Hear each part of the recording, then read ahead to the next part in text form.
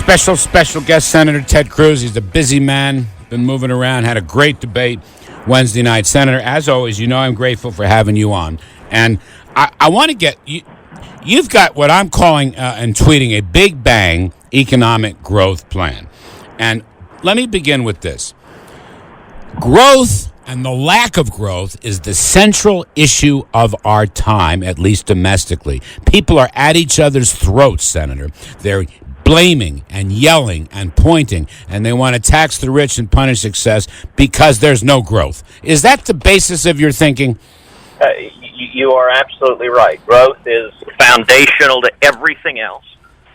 Economic growth has been my number one priority from the very first day I arrived in the Senate, and economic growth will be my number one priority every day as president, for the simple reason that growth underlies everything else. Every other challenge we need to tackle depends on growth, whether it's turning around unemployment, whether it's tackling our unsustainable deficit and debt, whether it's rebuilding the military to take account of the world getting more and more dangerous, or whether it's reforming and preserving Social Security.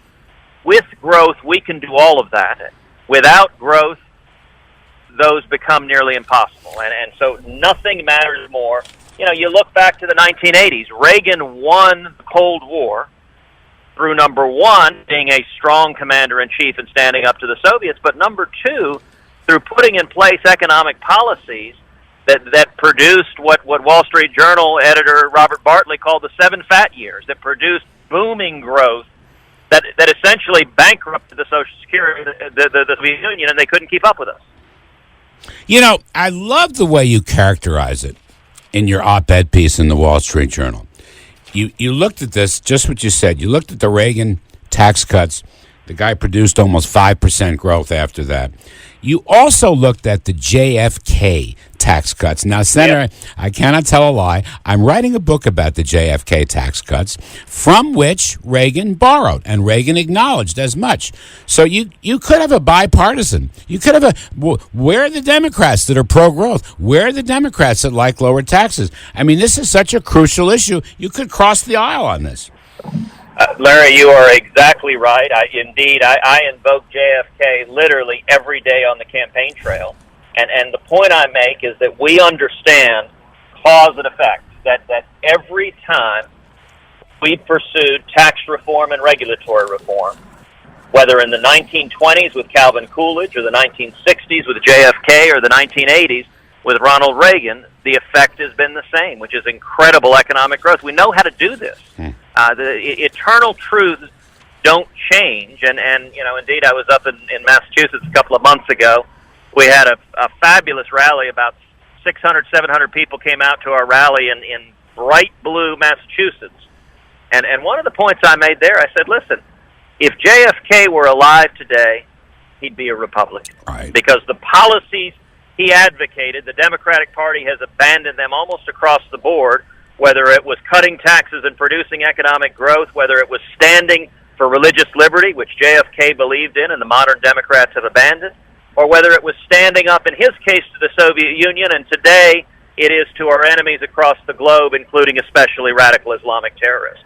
This growth theme, and you're attaching national security, you're right, we have to have the resources. Can you go across the aisle? Can you reach out to Democrats? You know, my friend, you probably know Joe Lieberman, former Senator Joe Sure. Lieberman. He labels himself the last JFK Democrat. Senator, I cannot tell a lie. Once upon a time, I was a Democrat, and I'm an admirer of JFK, even though I worked for Ronald Reagan. Reagan himself was a Democrat, as you well Sure. know. I mean, you can go across the aisle. I mean, you go in the Democratic wards and Democratic candidates and say, look, here I am. I'm emulating his policies, Kennedy. Listen, I agree with you that there was a time when the Democratic Party reflected many of the values of America.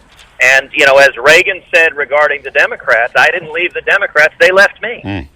And today's Democratic Party, look, the last Democratic debate, it was a debate between the Bolsheviks and the Mensheviks. I mean, the entire range of disagreement, every candidate there was trying to explain to the American people how they were every bit as much of a socialist as Bernie Sanders. I mean, it's an extraordinary thing. This Democratic Party has become radicalized. In the last debate, the Democrats mentioned the NRA 14 times. And not one of them was to thank them for defending the Bill of Rights. Everyone was to vilify them. They mentioned the nation of Israel once.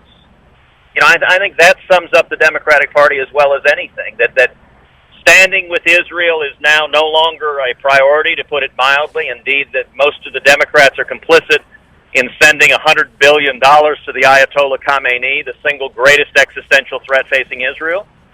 And our basic constitutional rights, whether the Second Amendment or the First Amendment, free speech, religious liberty, are viewed as a nuisance, as an inconvenience to their desire for more and more government power. And the word growth will not come out of their mouth. Instead, it's more and more taxes and less growth, and it doesn't work.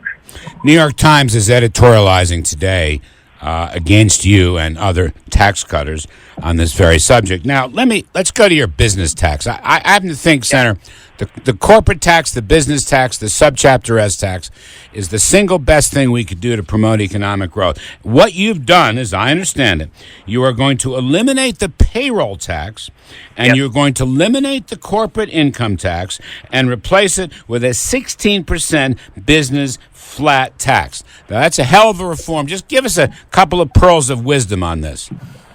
Well, sure. So my tax plan is called the simple flat tax, and it has just two taxes. For individuals, for you and me and every American family, for a family of four, the first $1,000 of income, you pay zero taxes, zero income taxes, zero payroll taxes. That is a big tax cut for working Americans, particularly not paying payroll tax, which is the biggest tax a great many Americans pay.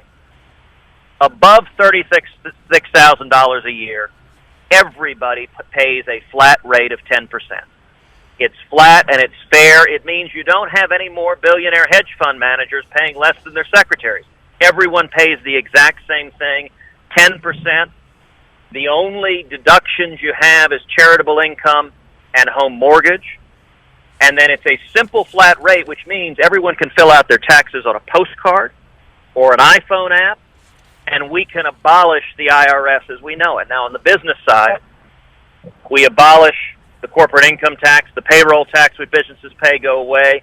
We abolish the Obamacare taxes. We abolish, back on the personal side, the alternative minimum tax.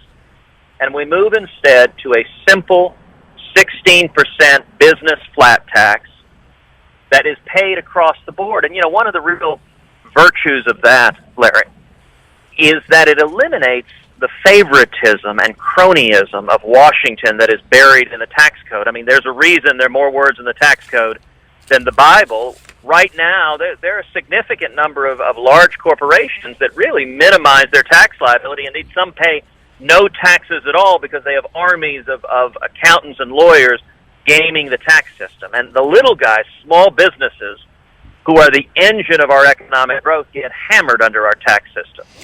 Under this 16% business flat tax, every business pays 16% on net revenues, and that's across the board, so it treats fairly the little guys as well as the giant corporations, instead of having a code that is favored towards the cronyism of Washington.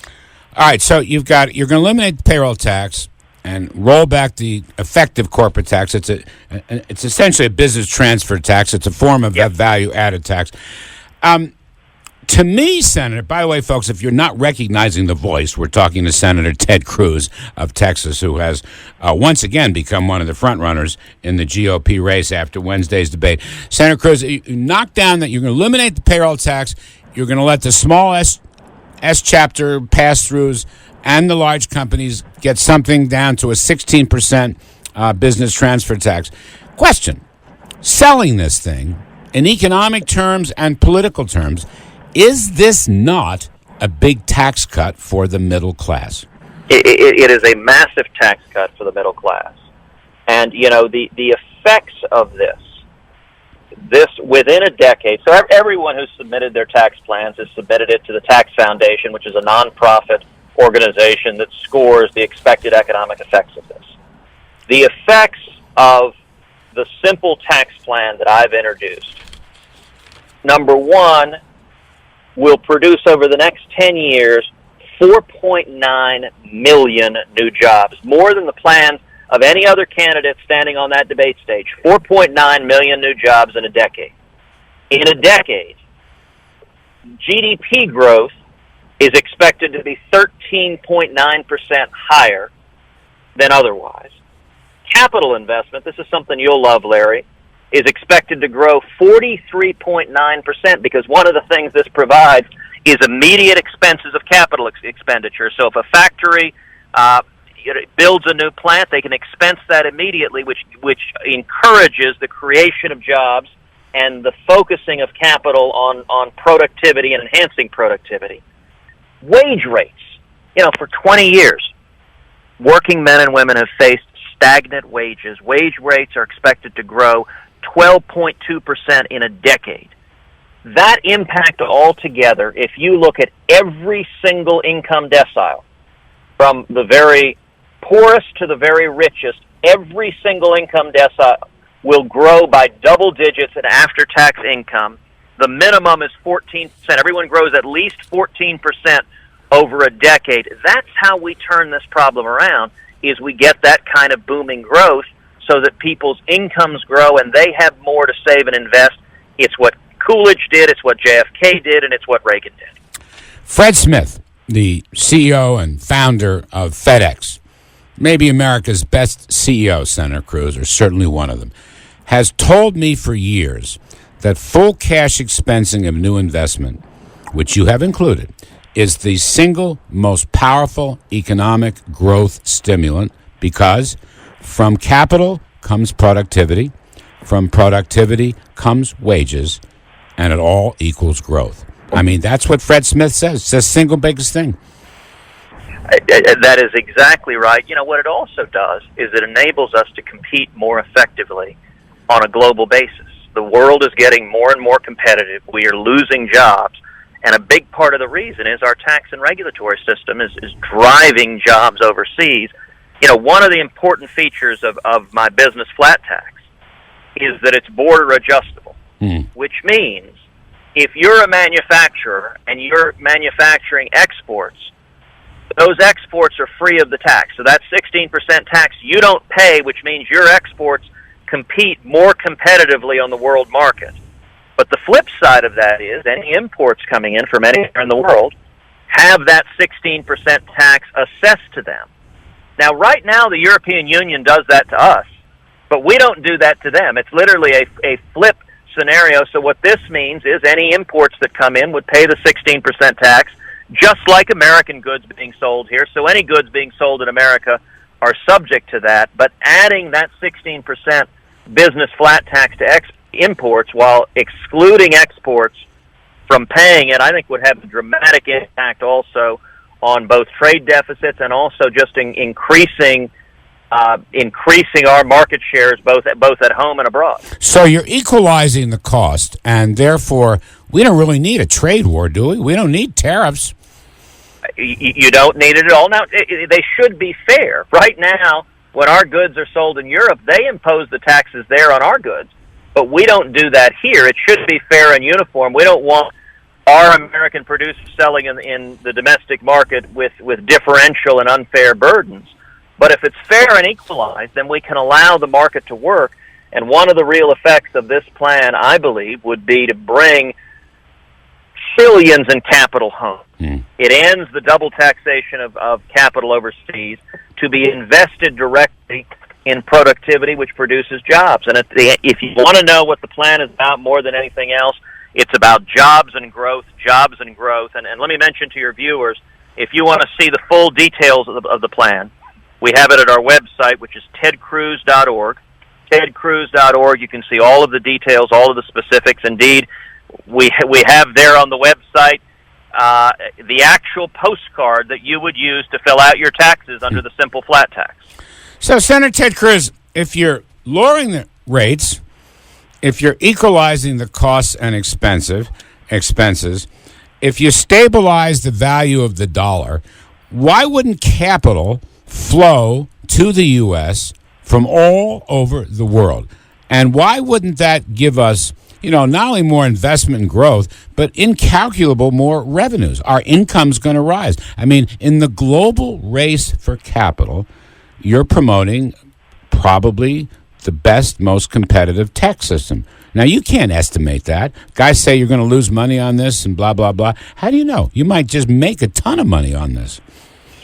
Well, Larry, you're exactly right. Number one, when it comes to even the argument of the lefty media about losing money, one of the interesting things about this plan is the way it's structured. Even the static tax revenue is less than most of the other Republicans what they had proposed. So the static tax revenue cost is about $3.7 trillion. What's interesting is when you factor in economic growth, it's less than $1 trillion. It's $768 billion, which is staggeringly less than most of the other candidates on the Republican side. But here's the important point on that. Those estimates, I believe, markedly underestimate exactly what you're talking about, which is the pro-growth impacts that will occur, particularly from capital flowing in. Right now, Washington politicians like to talk about corporate inversions, about companies leaving America and going overseas. But listen, they're doing that because our tax laws and our regulatory environment is so inhospitable to business, we're driving them away. If we enact the Cruz simple flat tax, we're going to see countries all over the world suddenly start complaining about corporate inversions because their companies are going to be packing up and moving to America and bringing jobs here because we can once again lead the world in innovation and growth if we simply get back to the policies that work. And, you mentioned JFK. As you know, JFK campaigned on and achieved 5% GDP growth. I'm actually writing a book on that subject, and you're right. He went out for 5%. And by the way, Richard Nixon wouldn't go there. And let me tell you right now, I believe we can once again achieve 5% GDP growth. From 2008 to today, the economy has grown on average 1.2% a year. If we get back to 5% GDP growth, the difference for working men and women will be transformational. Senator, will be Senator, enormous. I know you have to go. I just want to ask you one more thing. As part of your whole discussion, you've attracted a lot of attention regarding a monetary commission that would stabilize the value of the dollar. In the remaining moments, could you expand on that, the value of the dollar? Well, sure. I've got deep concerns about the policies of the Fed, and we are engaging in an unprecedented experience in an experiment in quantitative easing and debasing the currency with QE 1 and 2 and 3 and infinity. What we are seeing now the inflation as measured broadly has not skyrocketed as many would predict, in large part because the velocity of money has slowed. But if that changes, we are going to a casino with our economy, and you look at the Fed's policies, which played a significant part in the 2008 real estate bubble and maybe driving other bubbles now. I think we need sound money, and I don't think the key to sound money is a handful of people in a star chamber goosing the economy, the impact of the Fed's policies. Would you go to a gold-backed dollar? Last 20 seconds. I would look at it very, very seriously. All right. Yes, and at a minimum, a rules-based policy for the Fed that focuses on stability, monetary stability. Senator Ted Cruz of Texas with a big bang tax reform and economic plan. Thank you, Senator.